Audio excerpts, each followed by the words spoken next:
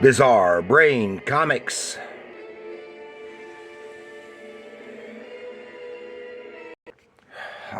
Hello, my comic book friends, and welcome to Bizarre Brain Comics. I'm Gary, your host, and this is where I like to take a look at some older comics, talk a little bit about the characters and creators, and examine the stories and the art. And this time, I want to take a little journey back to the 1980s and share some Red Circle Archie Comics goodness. Of course, in the 40s, MLJ, which later became Archie Comics, they had their own superheroes, and then they popped up again in the late 50s and early 60s, and faded away, and then they popped up again in the for a while in the 80s. And I've been wanting to show some of these for a while. This is just a few. I have a bunch more, and I do plan on doing some deep dives into some of these, but that'll be after I finish this my deep dives into the DC Impact line of the licensed Archie characters done by DC. I've got one more of those to do. And then we'll eventually get into some of the depths of these characters.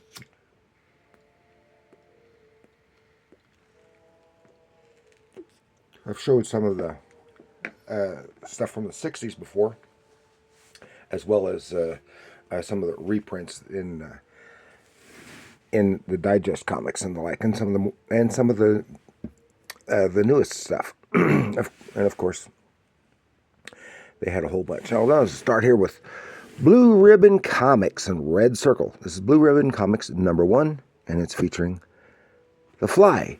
And so is this one. I happen to have two of them. And great. Rudy Nebris did this cover, and that looks very, very eye-catching, and really will really get your attention if you're happen to be completely unfamiliar, as I was at the time, with these. Oh, that's Ditko and Nebris. I wouldn't even recognize the Ditko in there. Because Rudy Nebris's inks just completely overpowered Ditko's pencils. Probably for the good, because at that time Ditko wasn't doing, his artwork wasn't the best. Okay, this is from 1983, but it's reprinting the original Fly stories from what was it, 58, 59, when they started doing the Fly for a few issues, and then brought him back a few years later in the 60s. But this has the origin. This is all written by Joe Simon, and all but one little four-page story is drawn by Jack Kirby, with Joe Simon doing the inks. Remember, Simon and Kirby from Timely created Captain America, and then they later did The Fly, and also did a revamp of the Shield. They had Private Lancelot Strong, the Shield. It's not here. I'll show that another time. And the strange new world of The Fly, and this is kid magic stuff. They pulled a little bit from Captain Marvel, but created The Fly, and a lot of this was also later on partial inspiration for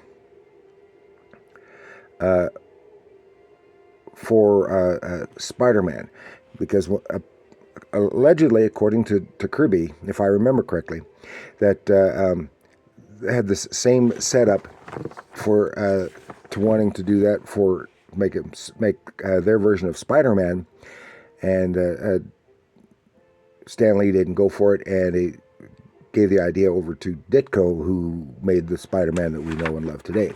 The Fly Strikes. See, just your short little things there, and these stories were very short. The Master of Junkrala. Airplanes, all kinds of silly, just some silly, Silver Age silliness. And then Tommy Troy teaches judo. And Tommy Troy, of course, is the kid who becomes the Fly. Later, they have him as an adult. I love this double-page spread here by Kirby, and his main villain is the Spider. And I think it was a combination of those two that spawned the concept of Spider-Man, which, of course, evolved into the Peter Parker one that we know today. That's a great one there. Here's the one story not drawn by Kirby. One of our skyscrapers is missing, and this was drawn. It was written by Joe Simon, but drawn by Al Williamson. Some beautiful work. Al Williamson. It's only 4 pages. Remember him from his EC days, and then later doing some Flash Gordon stuff, and did a lot of inking at Marvel in the 80s and the like, and his Buzzcut. And that's just an introduction to The Fly. And apparently, I don't know if see, all these were kind of close together, but they're not all the ones I've got. I've got another bunch, and I have another bunch elsewhere. And so we'll see them eventually. Hopefully. This is The Fly #2 from Red Circle Comics. Oh, look. This is a Steranko cover. Ooh, I didn't realize that. Yes, beautiful Steranko cover. And a beautiful back cover illustration. But this is, who's doing it? This is, let's see, Rich Buckler, Timmons Gonzalez. Oh yeah, some beautiful, nicely drawn stuff. This one features a story drawn by Steve Ditko, and as you can see here, this was when his work just was not as good. I think the inker,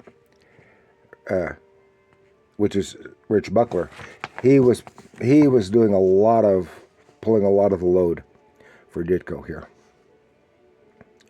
But it works well together. Because it's always a pleasure to see Ditko, even when his stuff isn't as nice as one might like. So that's The Fly #2, and these are from 1983 and going to 84.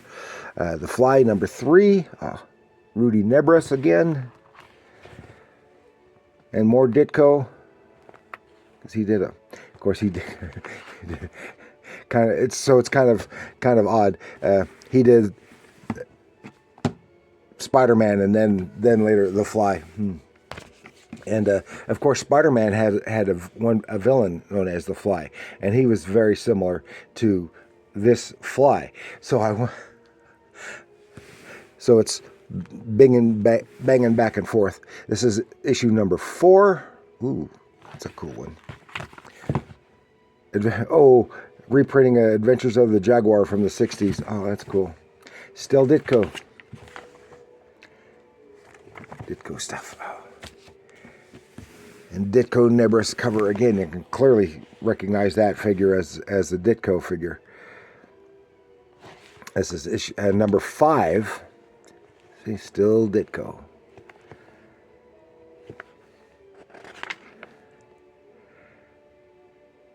Robin Snyder wrote it. Ugh. Then we skip, because I don't have here, #6. I might have it elsewhere. #6. Here we go to #7. Still Ditko and Nebres. And you can see, even though Nebres' inking style is overpowering the Ditko's pencils, you can still recognize the Ditko position of that figure. And more Ditko. Ooh, it's got a Jaguar backup story. Oh, and that's beautiful. Because I haven't read these in years. The Jaguar Sacrifice. Charles Ward and Vicatan. I don't know who that is, but it's beautiful stuff. Let's see. Did it have Oh, this had a Jaguar backup story as well. Oh, I just didn't go back far enough. Cool. Then we have The Comet, #1. Reintroducing a comics legend, the bloodthirsty cosmic avenger. And Premier Collector Series issue 1 of 6. I don't know how many of these that I got. And this is penciled by Carmine Infantino, with Alex Nino doing some great work on the inks. And that's Cityscape. That's some really nice stuff that Infantino did was able to do some really nice stuff. I don't know how much of that might have been actually Nino's work. He does some beautiful inks on Infantino's pencils. But this is at a time, this is just shortly after his tenure on Marvel's Star Wars. And his style had evolved, so it's not quite as appealing. I mean, still very, very well done, good. It's just, to my eye, is not as appealing. So Nino did a lot to make the art a little more appealing. So that is The Comet, #1.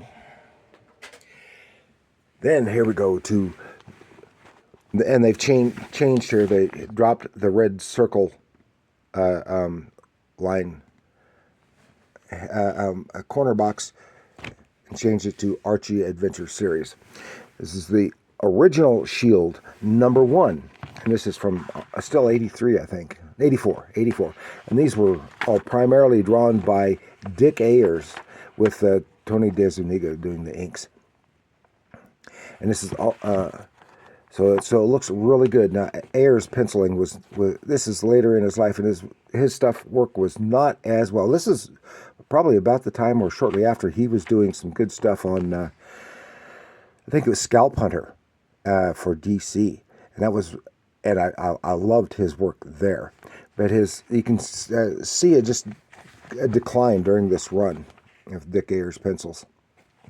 It's just not as regular, and the faces and figures are frequently off a little bit. And then it's issue 2 of the Shield, the original Shield. And you might say, what? And this is and Dick Ayers, still Disney doing the inks. Very cool. And of course, Ayers did a lot of stuff for the at Marvel in the 60s and 70s. A Tale of Sorcery, and I think this is. Oh yeah. Right along with they had the Red Circle Sorcery, Chilling Adventures in Sorcery, the original Shield. Death of the Shield. It had more than one story. I think they were doing some stories that were from. This has the origin of it. I think has some stories from the early days, and then their contemporary stories. Here's issue #3, the original Shield. Still see Dick Ayers, and. Rex Lindsay from Jughead, doing all those Jughead books. He did the inks on this. Some nice stuff. But you can kind of see Ayers' pencils just not quite as good, especially later in his life. He did a lot of great stuff for our westerns and stuff. I love his stuff, so don't say I'm bad-mouthing Ayers. I'm not. I love Dick Ayers stuff. When I was a kid, I wasn't too thrilled with this stuff. Now I really appreciate his work. And then we're going to conclude here with issue #4 of the original Shield, and this is Dick Ayers and Chick Stone on the cover. And I think Ayers did all of the art chores, in this one. And this is one where you see it's not quite as good. It's better than it was in that other thing that I did a few weeks ago. I can't remember the title of it. Dr. Wonder, I think it was what it was. And and this has a bunch of other characters in it as well. It has the Shield and the Comet. Here's an ad for some of the other titles, such as The Fly. And some kind of Nazi guy he's up against.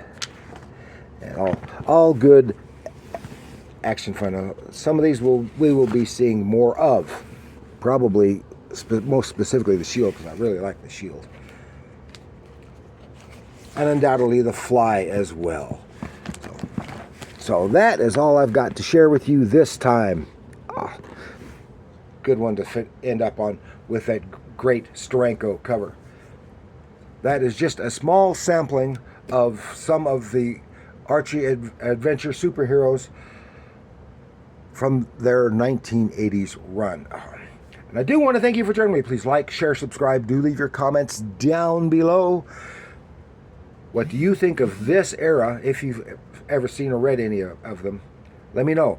What do you think of these guys as opposed to the 60s, as opposed to the later decades? Whatever. Let me know in the comments below. And remember, comics are art.